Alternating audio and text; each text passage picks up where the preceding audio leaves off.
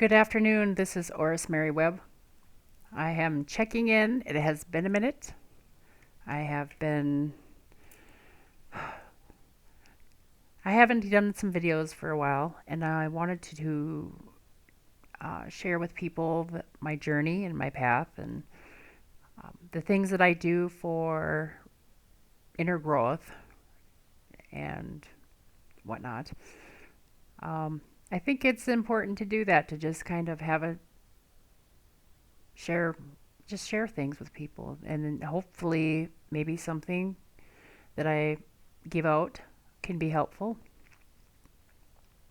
I am not I'm not going to sit here and say that I'm going to be doing a video weekly and sharing my path, and or I'm going to be doing one monthly. I'm not sure. Maybe sometimes I might do a couple of videos, but sometimes I won't be, because I think the key here is when I do share techniques and things that I'm doing to change my how I perceive the world, it's important to have time to practice that. If I'm doing a video every day and I'm like, well, I'm gonna try this today. Well, I'm starting a new way of understanding myself and moving forward, and I am in a very challenging phase right now. I have been having for the last 4 years. I've been having these inclinations that how I've been doing things hasn't been that smooth sometimes, and it's been repetitious regarding specific aspects of my life. So I just wanted to check in and see how other people were doing, and I don't really have like a particular oh, my nose. Anyway, um I don't really have a particular like anything that I'm peddling. You know what I mean? Like, I'm not sitting here saying that. I just I just am me, I guess. And oh, that painting, I did that a couple years ago. I have had it in a couple of shows. I really like it. I don't know if I would sell it even if somebody ever offered. I've had people offer, but I'm not. That piece is not going for 20 bucks. I'm sorry. It's not going to happen. Anywho, we're not here marketing anything anyway, so I like to paint, and I'm creative and whatnot, and that shows in what I'm going to school for. I'm going for my BFA in creative writing, so hope to be put out a book here.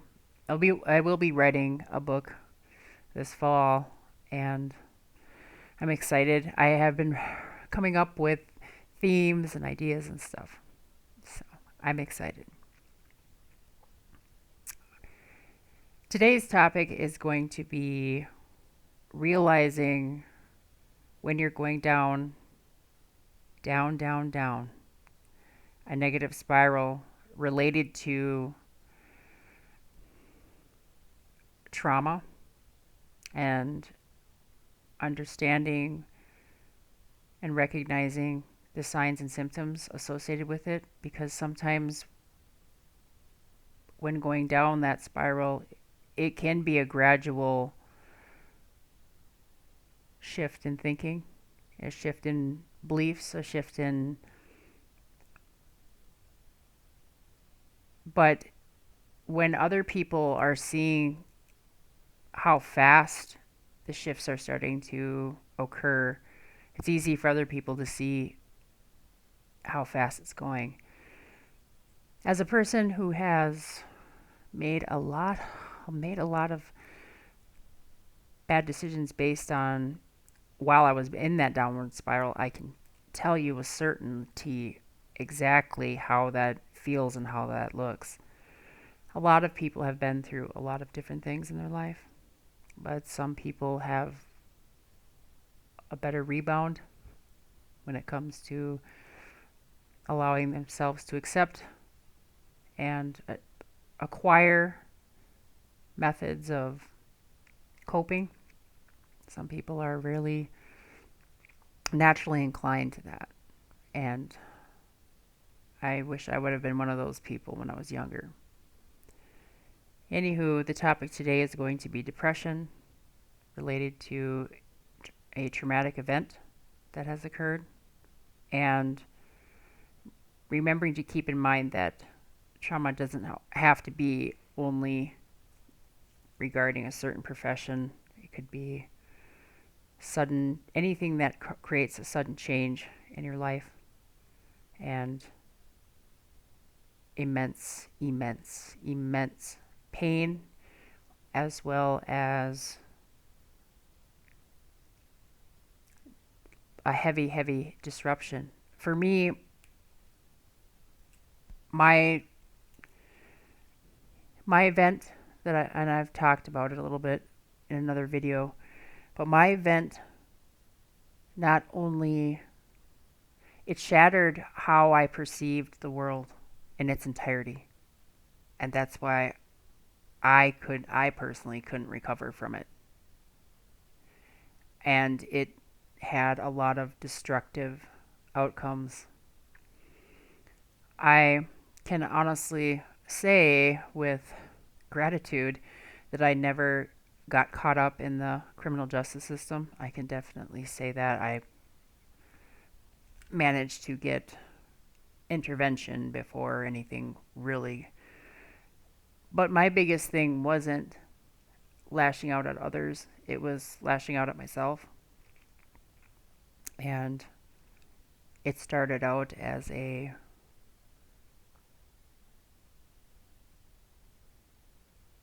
the unhealthy relationships that I kept, because I started to believe that I deserved to be in them. I did I created some inner definitions based on my reaction to how I survived what I came through, and they were wrong. And they were really wrong, really wrong. And so I spent the last 20 years, well, not the last 20 years, because in the last 4 years I've started to have an awakening and a realization. But the 20 years before that, I really believed that that was probably, I deserved for that to happen. And that's, you know, and I had developed all these assumptions, and I didn't realize until very recently that I had actually misinterpreted a lot of things, and I didn't understand how the brain works, how the brain functions when it's in survival mode, and the limitations that it has. But even with the limitations that it still has an amazing fortitude, because I was very ignorant on it, and I allowed that incident to reshape my mind and my heart, and the ways that I decided to implement that thinking were very self harmful. I was on a self destructive downward spiral that was very unnecessary. And it didn't just become like that. It wasn't the incident happened and then all of a sudden my life hit a brick wall, and it's just, no, it was a gradual downward thought process. And it's so sneaky how you can change as a person. And by the time you realize something's wrong, there's been a lot of mistakes and a lot of unnecessary pain added after the fact. And I think that the the defining of self should never happen after that. There should be no There should be immediate professional intervention for people because as a person who has PTSD, I didn't want to look at that. I didn't want to face it. No, I don't know. I wanted to avoid that. I pushed it under the rug. And then I put a cement layer and then I put about a million more rugs on top of it. And then I've got a metaphorical forklift and I pushed that into the darkest corner of my mind and thought, out of sight, out of mind, I'll be fine. Well, that's not, it doesn't work because it will break through all that, whatever imaginary walls and stuff you put in front of it, it's gonna seep through eventually and it will poison every aspect of your life and it will do it in the slowest, most sneaky way possible. And then by the time it breaks through the floodgates, it's you're going to have developed a mode of thinking and continued perceptions that are incorrect so that when it does come crashing through, you're really going to not understand what's going on and what's happening, and then that victim mentality can continue to magnify itself as you say, well, yeah, that only makes sense because I deserve to have this happening and I deserve to have that because I'm weak and I'm blah blah blah, and the self-sabotaging occurs. And the self-sabotaging is so subconscious, and that's part of that seepage. That's how it comes through. Because if you don't deal with something and you push it, like imagine if you take a what is that sandwich? A Reuben. Say you take a Reuben sandwich and you just throw it in the corner of your living room and you just leave it there and you're like out of sight, out of mind, can't see it. Well, what happens after a while? It's gonna start to smell, and you're like, I ain't touching that. That thing is nasty. I'm like, you know what I'm gonna do? Just gonna get I'm gonna get some newspapers and I'm gonna put it over it, and I'm gonna put a heavy box thing around it to cut the smell out. Well, say you have wood floors, or even worse, carpet. So you're like, good. I don't smell it anymore. I don't see it. Life is right as rain. Well, eventually the acidic components of that decomposition is going to what? It's going to soak into that carpet. It's eventually going to eat away the fibers. It's eventually going to find its way outside the confines of all that crap you put on there. Eventually, it's going to find its way through. And then what happens? Now you have damage to your carpet. Now you might even have damage to your flooring from the acidity and the rottenness and the stench from that nasty old sandwich. And then now you have more of a mess to pick up. And you're like, and you don't ever want to deal with it because it's just going to get worse and worse. And eventually, maybe you might have a power ingredient in your Reuben. Maybe it takes on a whole new stage of putrefaction, and then it starts to eat its way into the flooring. And then you have like issues with that. And then not only can you not just remove the carpet and throw out the sandwich, you might even have to remove that wood layer of the flooring too, or whatever that is. I don't know. I don't work in construction. So the problem just continues to get worse and worse and worse. And that's just with thinking about a nasty old rotten sandwich. What could that do? I don't know. Can that kind of rotten putrefaction screw up your carpet? Could it eat its way that far down? I don't know. But it's just an example.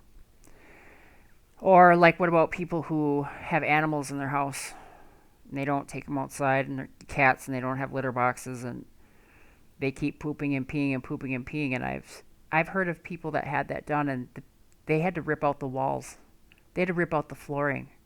They had to take everything down and rebuild it all from, redo the whole inside and outside. Because, and their house didn't just start out like that on day one. It was a process of disgustingness that just was corrosive and became unsafe and unsanitary. And that is exactly what happens when you don't face or deal with a painful event in your life and you just ignore it. That's what happens. And I just wanted to talk about that. And for me, the the biggest symptoms were, like, for me, was my romantic relationships. They always started and ended the same way, no matter who I dated. I was like, okay, I want to be open, and I want to turn over a new leaf, and I want to be open to anyone that comes in. I don't want to have judgment. I don't want to judge people. You have to judge people. Unfortunately, you do. Because when I did that and I said, I'm not going to judge people and my heart is open to all, I had some real buggers come into my life. And they were some real messed up snakes. And you'll hear like different people talking about where you're at is the kind of energy you're going to invite. And that is true. I have lived that repetitively. And I was like, well, I really want things to change.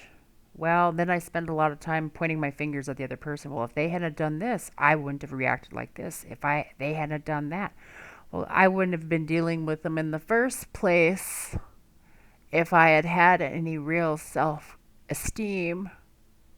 If I had been secure with myself, I never would have dealt with them. If I would have set boundaries, if I would have, honored the outcomes of when those boundaries were crossed, I would have had self-respect. I would have, and those people wouldn't have been able to anchor themselves within my realm and create the destruction that they did. And I know that now, but it's so much easier to be in denial in one way. It's easier to be completely like, nope, I'm perfect. I'm perfect, man. Like, I didn't do nothing. I reacted exactly like I was supposed to.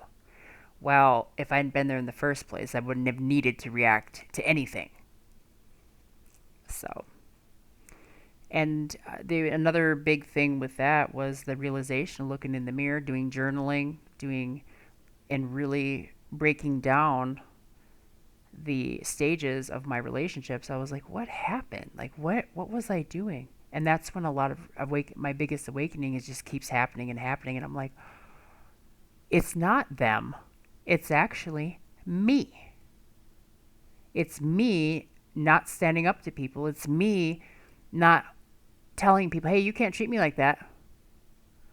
And if they want to keep treating me like that, I should have kicked him to the frickin' curb. And did I? No. Because I thought it was all me. I was like, you just got to be strong enough to take it. You just got to lead by example. Well, if you don't ever set boundaries with people and you don't ever hold them accountable and they don't do the same for you and it's not a two-way street and you're just like, ooh, the I don't want to make waves and I don't want to do this and blah, blah, blah. And you have to make waves. I mean, if you think about it, there has to be some kind of a breeze in order for the boat to go anywhere. If there's no waves, that means there's no wind. And if you're in a sailboat in the middle of a lake, you ain't going nowhere. So in order for movement to occur, sometimes you got to make a bit of a wave occur. Create some wind. Keep the area fresh so it doesn't get stagnant, right? So with the depression thing, I have noticed it in other people. Not anybody in particular, but just kind of a general thing over the years. And I'm like, they are a lot of them are, moderately in. I knew somebody that is, he's, I don't even honestly know if he's still alive, honestly. But there's been a lot of like that acceptance mentality of like, well, I can't take it anymore. I love that one person. I can't. And they just allowed themselves to go right down the shitter. And I'm like, oh my God, I recognize that because I did that years ago. It's like, fucking screw it. I don't even care anymore. Well, and how does a person like catch themselves? Well, there's a certain point where it's really difficult because you're starting to train your mind to rethink in a different way. And so when you're doing that, you're accepting your thought process, and in turn, that acceptance excuses your behaviors. And if you have had established relationships like familial friendships and things like that before the event occurred, you're going to assume that because the changes are happening so gradually, you're just going to assume that you're being you. And you're going to get defensive because nobody wants to hang out with you, or you're going to be, becoming more, you're going to alienate yourself more. And you're going to think, well, I have a right. I have a right to feel like this. And it's like, well, no, actually you don't. None of us have a right to continue our suffering in negative ways and then turn around and treat those closest to us like freaking garbage. None of us have that right. I don't care who you are, and I don't care what your situation is, and I don't care what you've gone through. You do not have a right to take advantage and make it so your friends and your family have to walk on eggshells. You don't have that right. I didn't have that right. And anything that comes to us, if we want to continue to live in denial, that is our own doing. That we can't blame other people. If I have resentments towards people, that's my choice to not grow a pair, proverbially, and stand up to people and tell them what I'm not going to tolerate. And then to take care of it in that moment. That's my fault that I continue to get my feelings hurt every 5 seconds. It's like, and then I need to figure out why the things that other people are doing are creating such sensitivity in me. And that's how you take responsibility, because if you look at people in the world, like if you look at yourself and you are in a bad mood, you're depressed and you don't want to deal with nobody, and you go out in the world and you're driving, and then you get into a road rage accident and you get out and you beat somebody's butt, right? So you beat somebody's butt up, and you're like, and you, that's where the escalation happens, where you're not in a good place mentally and you invited some butthole to cut you off, and then you snapped and you just kept bouncing that energy off, and then all of a sudden it explodes into some kind of violent altercation where all of a sudden now you're looking at legal charges, or you're looking at medical bills because somebody messed you up. And now, you know what I mean? So that's that energy invitation. And I don't really think that family members realize that you are allowed, because you're not helping somebody by not telling them what's up. You're not helping somebody if you're babying somebody and it's been a long time since the event occurred. It's time to like stand up to anybody who has given up, because you can't, and that's enabling, man. That's enabling. Somebody's going down into a bad place, and you're just sitting there, just not doing anything because you don't want to make waves. Well, if that person is stuck in a stagnant place in their life, you have to make waves, because that's what having family is about, right?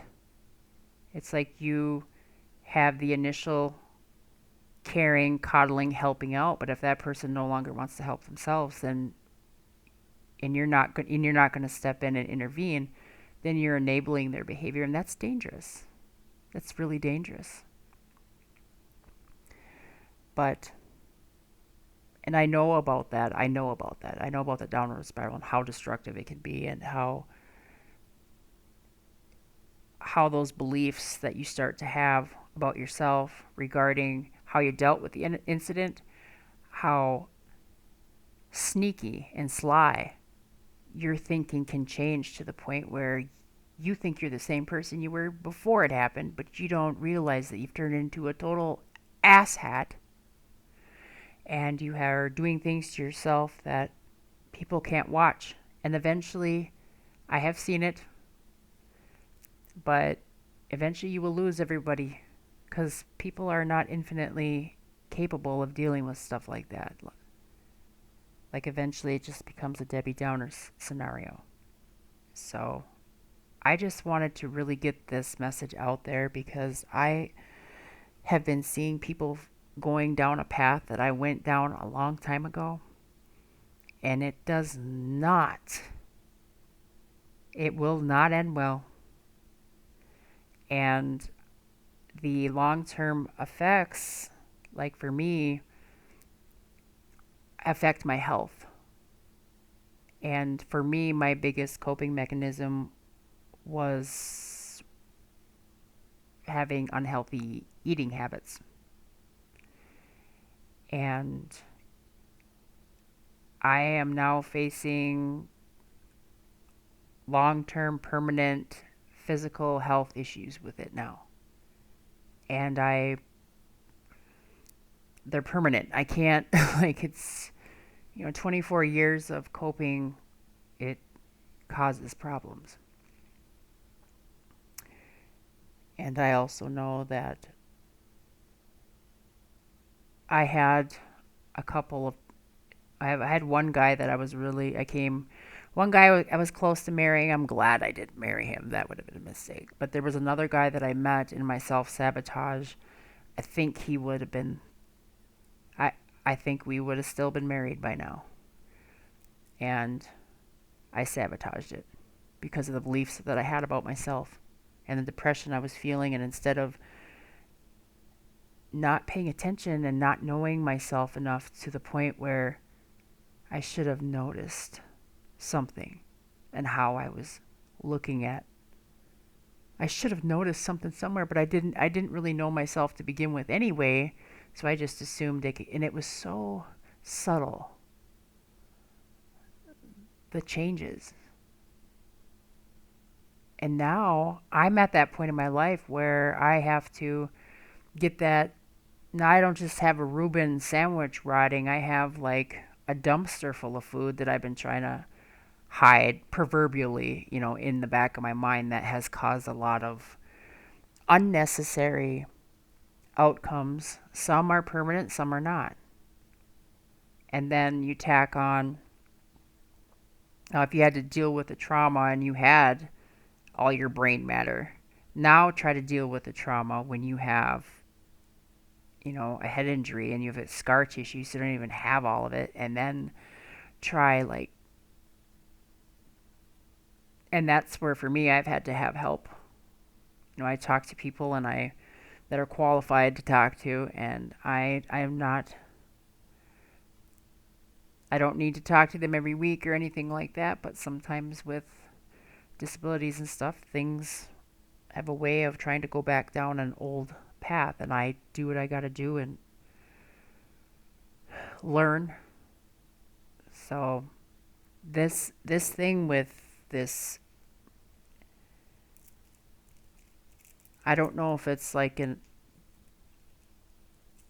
it's a cultural thing or if it's purely a personal thing, but for me, when I was growing up, I wasn't allowed to express my emotions. I wasn't allowed to cry. Grew up in a single parent family, and it was, I had a mother, and she didn't want to really listen to, I wasn't allowed to cry and stuff like that. I wasn't allowed to express anything. I was needed to behave when I was around her, and then so I grew up hiding and being lacking in my emotional quotient, was like I don't know if it can be measured in numbers, but if mine could be, it would probably be in the negatives. But I just like need people to understand that if somebody around you is telling you that should probably cut down on your drinking, or that you should probably, if anybody in your life is making a recommendation regarding a change in you, listen. Listen to them, because they're going to know you the most, especially if it's like your family or your friends that you've had since kindergarten. They're going to know you the most. And if they've been in your life and they've been close to you, they are going to see things that you can't see because the changes are happening subtly. So you're not going to see it. So if you have that kind of support system in your life, listen and try to turn it around before it gets to a point where your whole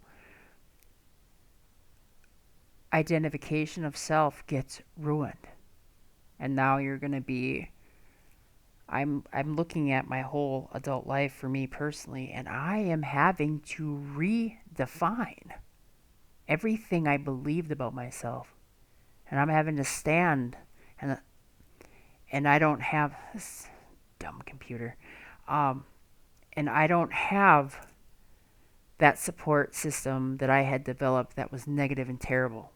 I don't have it. I'm just standing here energetically, like having to learn, relearn. And I'm going to learn to stand on my own energetically, and I'm going to learn to reprogram my perceptions and my thought process, and it has to happen, because I what I was doing before doesn't work. So that's the message that I have, and thank you for listening. This is Horace Merriweb out.